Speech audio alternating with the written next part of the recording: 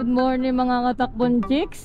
Rides ulit tayo. So ang tagal nating di nakapag-rides. Grabe, sobrang busy natin. Tsaka may mga pinaggagawa tayong importante sa buhay.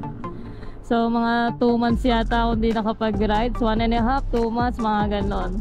So bago ang lahat, shoutout nga pala sa mga sponsor natin dyan. Imprint Custom, Shiba Philippines, Somjin Philippines, Shipa Tires at ang Immortal Motobag. Yan yung mga sumusuporta sa bawat biyahe natin.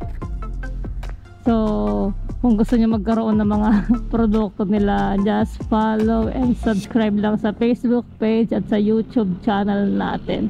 Hindi na tayo masyado nakakapag-update kasi sobrang busy natin, pero kahit ganon, tuloy pa rin yung gala. Nag-upgrade nga lang talaga yung mga gala natin minsan. Sana kayo din. So kahit sobrang busy natin, wag pa rin natin kalimutan mag-enjoy. Tandaan nyo yan, kasi doon lang natin mabibigay yung kasiyahan sa sarili natin. So yun lang, pupunta tayo ng Batangas. Magkakape lang. No, simba nga ito eh. Magsisimba, then kape tayo sabay Batangas. Yan, baka madaanan na rin natin Tagaytay. So day off ko ngayon, kaya ngayong day off ko, araw ko to. Sa akin to, hindi tayo nagmamadali. Hawak natin yung oras natin, tulad ng lagi ko sinasabi. Kaya takbon chicks lang tayo, mga katakbon chicks.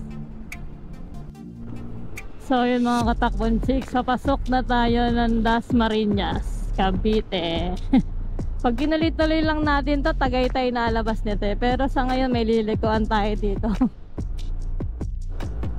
So yun mga katakbon chicks, nasa Silang Cavite na tayo. Grabe oh. Alam mo yun, ang taas ng sikat ng araw, pero ang lamig ng pampas ng hangin sa katawan natin. Kaya fresh yung pakiramdam, hindi nakakairita. Pero pag tumigil tayo, siguro baka yun, mainis tayo ng konti kasi mainit. Pero ewan ko, siguro baka hindi rin dahil sa Patagaytay na tayo eh. Oh. Dire-diretsahin lang natin to, makikita na natin yung arko dyan eh, yung rotonda. Meron pa tayong 50 minutes para makarating sa destination natin. Sa Laurel, ano yun, ang tawag dito? Simbahang Bato sa Laurel. Sarap ng hangin oh. Tapos ganito kabilis yung takbo mo, mga 60 lang. Ang ganda ng van niya oh. Maliit lang. Ganyan yung van na gusto ko mga katakbon chicks. Yan. Tapos magsasamgyup ako sa loob. Sarap setupan yan. Kasi mga, I think nasa ano yan eh, 200,000 mga ganun. Wala pa tayong ganun pera. Pag medyo nakangat-angat, bili tayo nun. Kesa bumili ako ng big bike. Mukhang ganun na lang. Kasi pag nag-camping ako, marami ako lagi talagang dala. As in, halos buong bahay, dala ko yata. Ang sarap kasi sa pakiramdam na pag nagka-camping ka, kompleto lahat ng gamit mo. Di mo kailangan manghiram, ng pabalik-balik. Yung cellphone ko malalaglag. Maalog. Lumuluwag siya dahil umaalog yung natin, yung motor natin. Yun oh, grabe yung lamig oh. Sarap. Lamig mga katakbon chicks. Pero ice coffee pa rin tayo. Hindi ko alam na ganito pala kalapit ang bahay ko sa Tagaytay, kasi taga Cavite na ako, sa may Imus, doon lang. Kaya parang sobrang lapit na talaga ng Tagaytay sa akin. So yun mga katakbot chicks. Dire-diretso sana tayo hanggang Rotonda, pero dito palang pinakaliwa na tayo. So ayun, nababasa natin doon Starbucks. Yan yung Starbucks na may yung malalim, yung may padulasan. Then, pag dinaretso natin sa kanan, doon na yung rotonda. So, pina-shortcut lang pala tayo. Okay na rin. Ayan. Sa totoo lang yung Starbucks na yan yung unang Starbucks na napuntawan ko dito. Ang ganda oh. Napuntahan ko sa Tagaytay. Gabi pa noon, kaya hindi ko masyadong na-appreciate.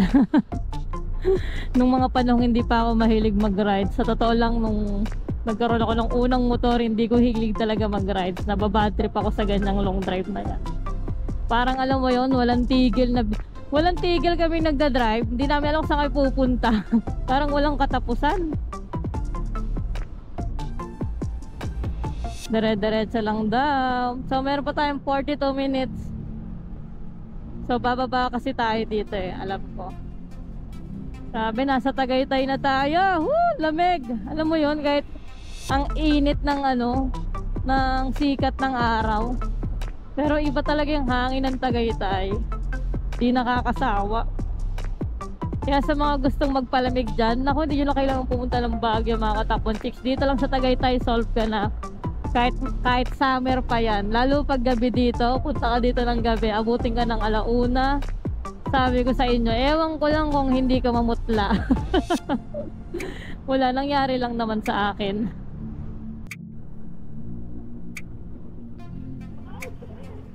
So yun mga katakbon chicks, pababa tayo ngayon sa Talisay.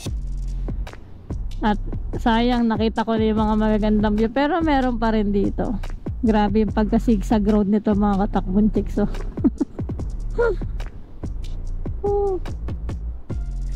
So bawal kamote dito. Woo! Grabe oh, tignan mo yung dadaanan natin. Bawal kamote.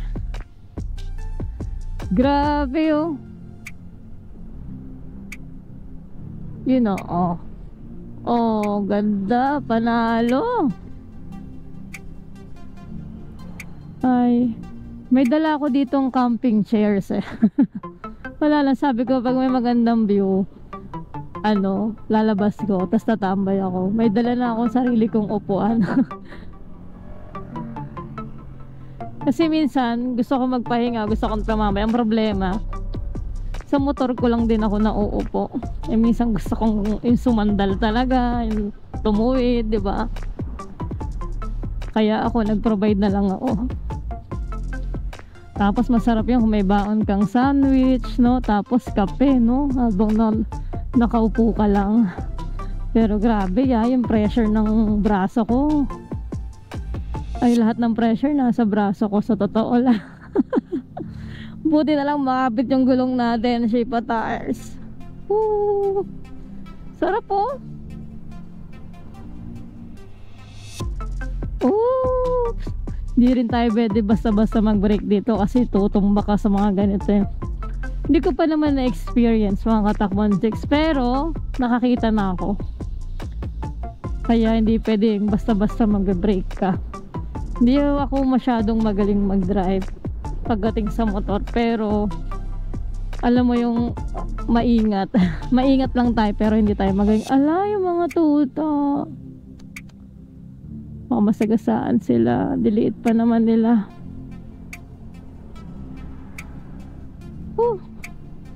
Grabe. Pero mas magandang bumaba doon sa may Talisay, sa may tapat ng rotonda. May babaan din kasi doon. Pero mas maganda bumaba doon kasi mas maganda yung nakikita mo doon kaysa dito. Tingin ko. Pag medyo madalas ka na sa isang lugar, nakakabisado mo na no? Na pag-compare mo na rin yung mga dinadaanan mo, no? Kaya sa mga hindi pa nakakagala dyan, gumala na kayo. Huwag kayong tamad. Huwag niyong patamlayin yung day off nyo. Yung day off nyo sabi pahinga. Ay nako, sa huli pahinga din naman lahat pupuntahan natin. Kaya dapat ngayon pa lang magpakapagod ka na dito. Huwag ka masyadong mag-ipon, sabi ko sa inyo. Gastusin mo rin yan. Hindi natin nadadala yan mga katakbon chicks. Naiiwan lang din natin yan. Daming stray dog, sana may nagpapakain sa kanila, yun lang. As a dog lover, as a poor mom din, pag may mga nakikita kayong dog, please, kung hanggat maaaring kaya nyo silang pakainin nyo. Kung hindi naman, huwag nyo lang silang saktan na meron doon. Ganda! Wow! Yun pala yun. So ito mga katakbon chicks, panibaga magandang view na naman. Alam mo yun, same lang na may nakikita ko. Sa totoo lang. Pero hindi kasi nakakasawa. Diba? Overlooking. Ganda naman dito. Leonia Detaan. Leonia Detaan. Pero kasi hindi nakakasawa. Alam mo yon, hindi ko naman favorite color yung green. More on black nga ako, pero grabe, ang tarik ng daan mga katawan, Jigs. Woo! Grabe, sobrang tarik oh. Oh my goodness. Tatlo yun ah, tatlong matarik yun. So bawal kamote dito mga katakbon, chicks.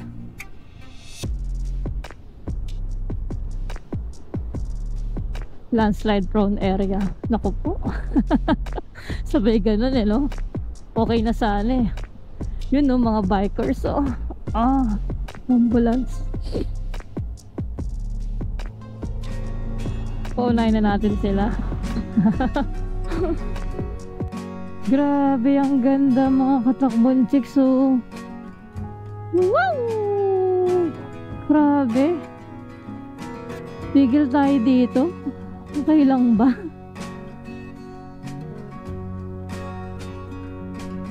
Ganda! Parang ang lapit ko na sa kanila. Parang kaya ko ng ganun yung mga katakbon, chicks.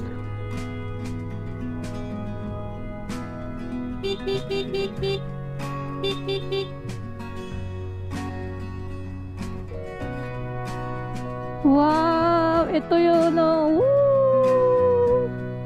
Grabe oh! Asa na ba yung taal dyan? Sa dami niya, sa totoo lang, hindi ko alam kung saan banda. Buti na lang bagong palit tayo ng disc. Woo!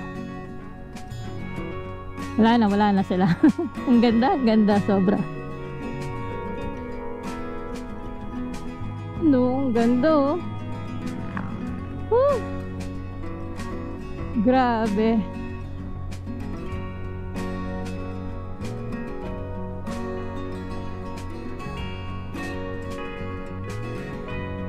Haba naman papuntang Talisay. Yun oh. Woo! Grabe oh. Ang ganda talaga. Alam mo yun, same at same lang na may nakikita natin. Pero hindi kasi nakakasawa. Gawa lang ako, lalo ako, taga Manila ako eh. Hindi ako lagi nakakita ng hindi araw-araw. Kaya hindi ako nauumay. Nakikita ko lang yan kung di pa ako pupunta ng Tagaytay, di ba? Sobrang na-appreciate ko. So yun, may 30 minutes pa tayo. Tara, focus tayo sa daan. Tuloy-tuloy lang tayo mga katakbon, chicks.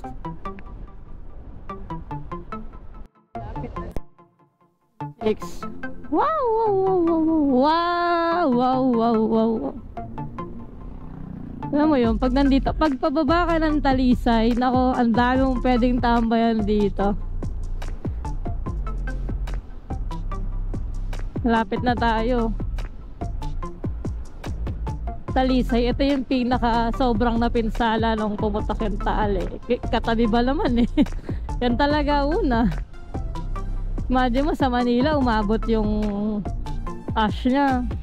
Paano pa kaya dito? Kawawa din yung mga tao dito pag nag-aalboroto yung Taal. Pero kita mo, ganda pa rin. Grabe. Beautiful disaster. Ayun na, nasa Talisay na tayo mga katakbon, chicks. So may 27 minutes tayo para makarating sa destination natin. Ride safe again.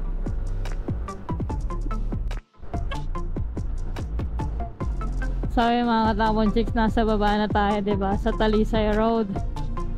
Ayan, so kanina yung mga nakikita yung bundok-bundok na yan, yan yung binabaan natin. Yung palatandaan dyan, yun, yung apat na building na yan, yung apat na condo na yun, no? Ano yun eh, SMDC Residences yata eh. So nakikita ko na yan sa taas. So dito medyo mainit. So nainitan ako. Kahit yung hampas ng hangin sa katawan, medyo mainit. Alinsangan. Ganda oh. Grabe. Napapalibutan ka ng bundok-bundok. Ito na yun eh. Dito yon. Pero yung lamig talaga nandun sa taas.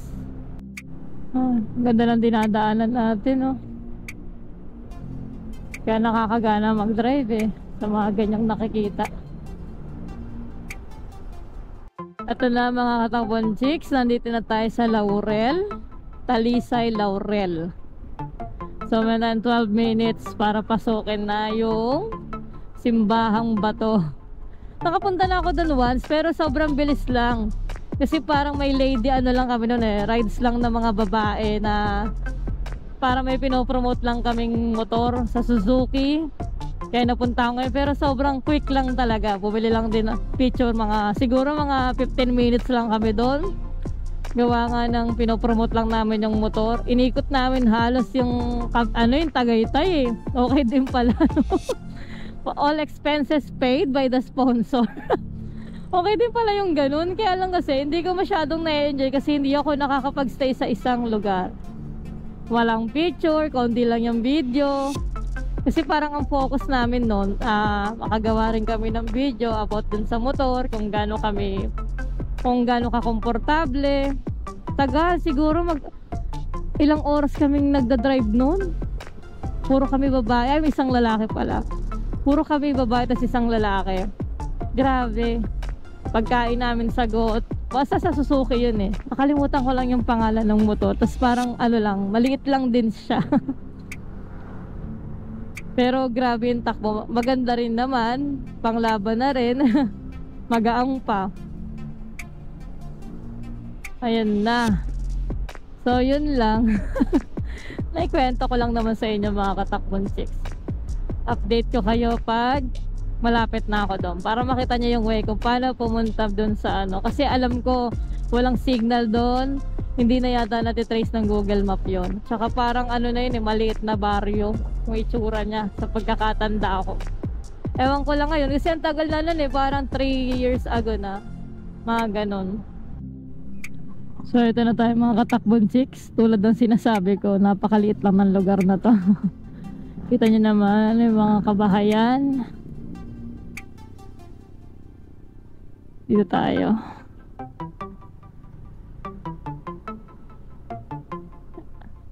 Kasi ito, ganito yung daan. Ano bang tawag sa ganito? Rough road. Pero syempre yung gulong natin, kayang-kaya yan. Nakashipa tires yata tayo. Rough road konti lang. Kumbaga hindi ko masabing rough road eh. Parang alam mo yung maputik. Di siya asfalto kumbaga. So meron tayong 6 minutes. Woo! Pero yung gulong natin kayang-kaya to. Rough road pati sa mga ganitong klaseng daan. Maliban na lang sa buhangin Nakakalubog pala talaga yon. Base sa experience ko dun sa Mapanuepe. Grabe yung panoorin nyo yung mga katakbon chicks. Hirap na hirap ako dun Lumaki braso ko dun. Lalo na pag mabigat yung dala mo. Syempre camping ako nun kaya talagang mabigat yung dala ko. Pero panalo experience doon mga katakbon chicks. Oops. Grabe, ang simple lang ng buhay dito. Simple lang din ang pamumuhay nila. Simple lang bahay. Layo-layo pa.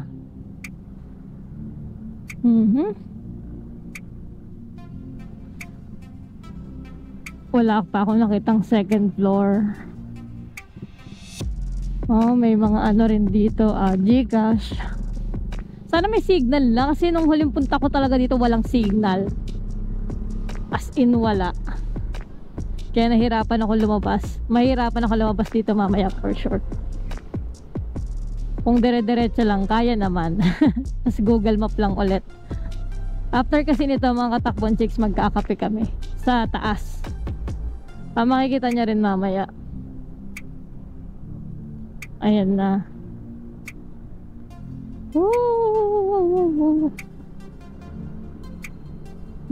Grabe yung grabe yung alikabok.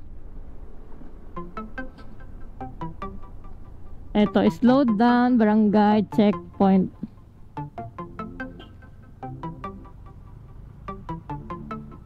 Yan.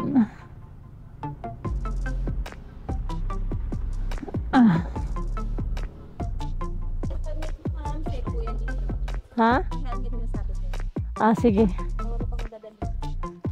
So yung mga katakbon 6, pupunta na tayo ng simbahan. Mula doon sa pinagparkingan ko, 1 minute na lakad lang. Nandito ka na sa simbahan ba to.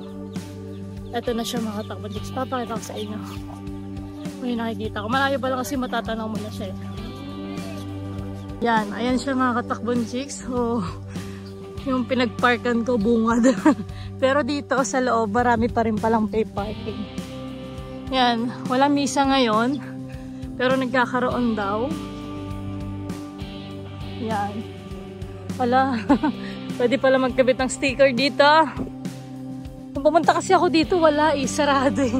Wala rin nagtitinda. Ayun na siya. Kasi mga tindahan din. Kaso walang signal dito. Walang Gcash. Ay, dadala kayo ng pera tulad ko. Ayan lang. Yan, simbahang bato sa Laurel. Grabe, ang ganda dito mga katakbon 6. Promise. Pag wala, siguro pag wala ka na tayong bahay, pumunta ka lang dito. Hindi ka pababayaan ni Lord. Dito ka sa kanyang tanan. Wow! Diba? Souvenirs.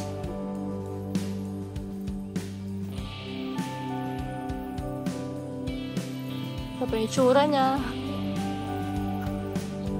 Grabe, ang ganda.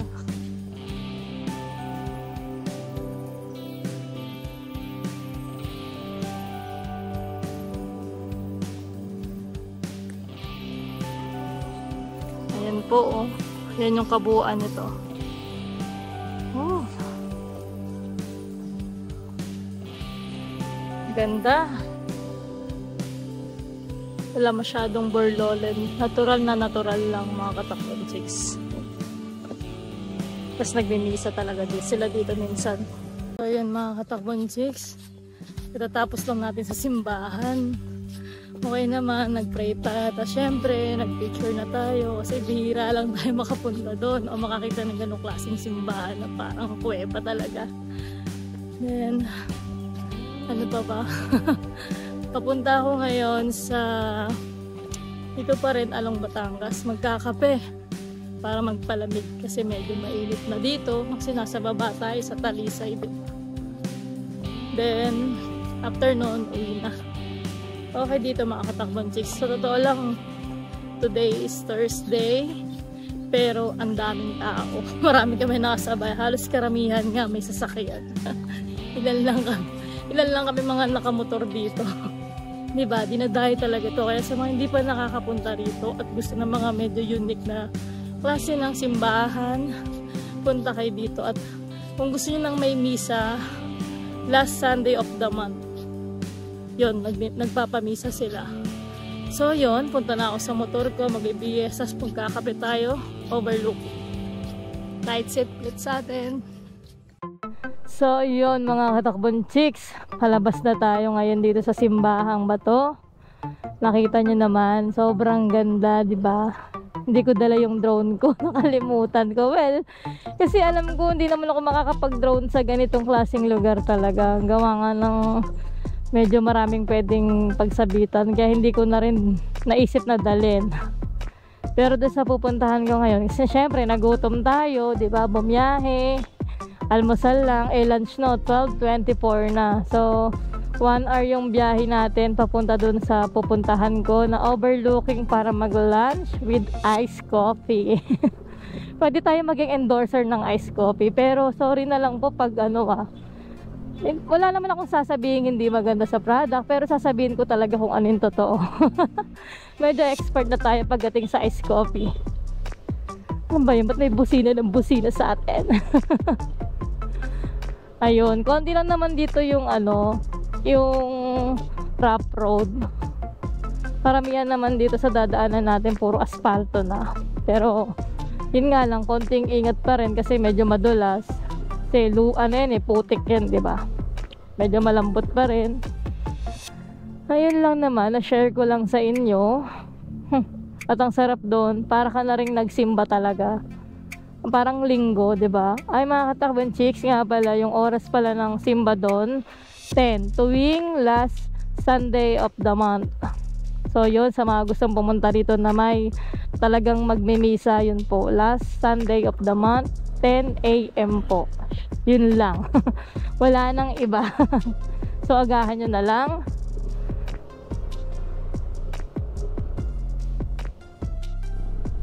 So 52 minutes mga katakbon chicks, nandun na tayo sa kapihan na sinasabi ko. Pero sa ngayon, gusto ko lang makita nyo kung ano yung nakikita ko. Wow, diba? Bongo. Woo! Grabe yung bundok, para kang nasa Gabaldon, diba? Sa mga hindi pa nakakapunta sa Gabaldon, maganda po doon. As in, sobrang ganda. Isa yun sa mga pinakamagandang bundok na nakita ko sa buong buhay ko.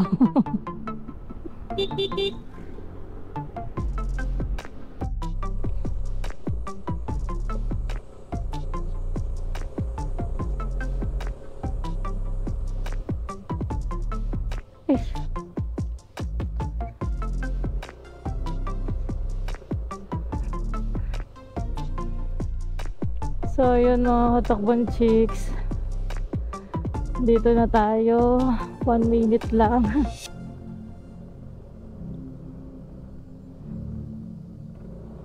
Let's go po.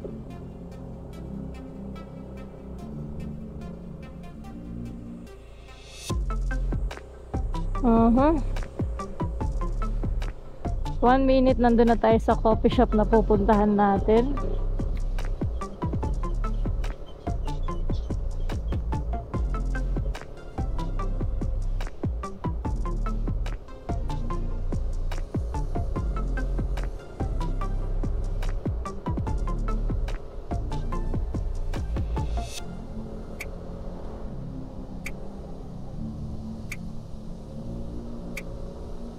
Ayan na.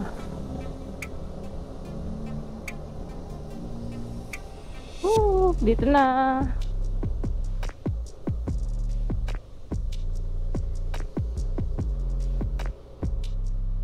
So, ito na yun mga katakbon chicks. Ayan.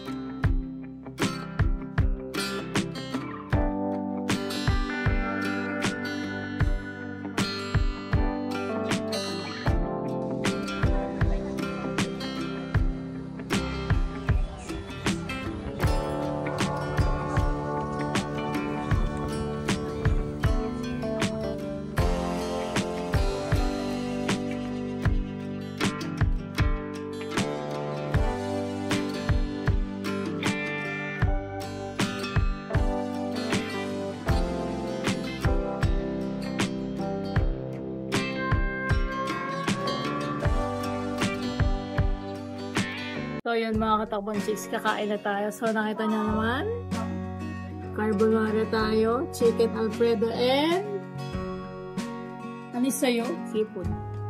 Seafood. So caramel macchiato, mamaya sasabihin ko sa inyo kung ano yung rate natin.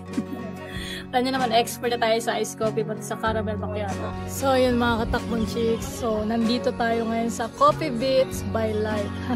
Dito lang yan sa Batangas. So, pag galing ka sa simbahan, tulad ng ginawa ko sa Laurel, mga 1 oras. Kulang-kulang 1 oras nandito ka na. Tapos, sobrang smooth naman ang biyahe. Sobrang luwag. Walang traffic kasi nga, probinsya na rin. Tapos, grabe. Sobrang ganda dito. Nakita nyo naman, kulay green na lahat na nasa paligid ko. Ang ganda rin dito. Ang ganda ng view. Masarap din yung pagkain. Kung i-rate ko siya, nasa 9. Bakit 9? Hindi ko pa nakita yung gabi. Pero for sure maganda dito sa gabi kasi nakita ko naman yung mga ilaw. Kaya lang 9 lang muna. Pag nakita ko ng gabi. Pero sa pagkain masarap. Panalo yung pagkain nila, yung mga pasta nila. Tapos sa iced coffee nila, saktuhan lang. Siguro mga nasa 8. Ano pa ba? Kasi ang perfect sa akin, syempre Starbucks. Dito 8. At, oy, mataas yun ah. Ano pa ba? Ano ba yung masarap? Yung chicken alfredo nila, yun ang in-order ko. Grabe, sobrang creamy nun. Tapos yung seafoods na pasta, yun, masarap din, malasa. Ice coffee, saktuhan lang, caramel macchiato. Pwede na, yun lang yung masasabi ko. Pero pagdating sa view, perfect. Hindi kasi akala mo overlooking to. Lalo sa mga video, pero hindi siya overlooking. Sa totoo lang talagang napapaligiran lang ko ng bundok. Parang nasa isang butas ako, tapos nasa ilalim ako ng butas. Alam mo yun, imagine mo bilog, tapos nasa gitna ako. Parang ganun yung tsura niya. Kaya para sa akin, kakaiba to. Kasi halos lahat na pupuntahan ko overlook, lahat ng copy yan. Pero ito, goods to. Ngayon lang ako nakakita ng ganito. Diba?